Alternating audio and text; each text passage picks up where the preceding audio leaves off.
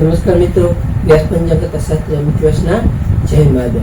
આજે આપણે જોઈએ કે કવચ જે શુભકામના માટે છે. આ કવચનું નામ છે શુભકામના માટેનું કવચ. આ કવચ પણ 3 રુદ્રાક્ષને જોડીને બનાવવામાં આવે છે. કે એક કવચ જે પેલો જોઈએ તો એકમુખી રુદ્રાક્ષ, પછી 2 મુખી રુદ્રાક્ષ અને પંચમુખી રુદ્રાક્ષ, 1, 2 અને 5 મુખી રુદ્રાક્ષના પારા ભેરા કરીને બનાવવામાં આવે છે. એમાં પ્રથમ આપણે જોઈએ તો એકમુખી રુદ્રાક્ષ છે. એકમુખી રુદ્રાક્ષ છે એ ભગવાન શિવનું પ્રતીક માનવામાં આવે છે, પ્રતિનિધિત્વ કરે છે, જે બધી દુષ્ટતાઓનો નાશ કરે છે. પછી 2 મુખી રુદ્રાક્ષ છે. 2 મુખી રુદ્રાક્ષ છે એ શિવ પાર્વતીનું પ્રતિનિધિત્વ કરે છે.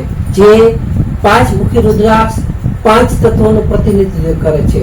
અને એક સાથે આ ત્રણેય રુદ્રાક્ષ મળી જીવનમાં સારા નસીબ અને સારું એવું આપણને સુખ લાવે છે. આ કવચ સોમવારે સવારે સ્નાન આદિ કર્મ કરી, પૂજા સ્નાન વગેરે કરી અને પૂજામાં બેસો ત્યારે પ્રથમ આ કવચને લઈ તેને ચંદન, ચોખા, કુમકુમ, પુષ્પ, ધૂપ, દીપ વગેરે આપી અને આ રુદ્રાક્ષના કવચનો મંત્ર છે કે ઓમ હ્રીમ નમઃ શિવાય, કે ઓમ હ્રીમ નમઃ શિવાયની એક માળાનો જાપ કર્યા પછી આ કવચને સોનાની અથવા ચાંદીની અથવા કાળા દોરામાં પહેરવું જોઈએ. તો નમસ્કાર મિત્રો, આ હતી શુભકામના માટેનું કવચ.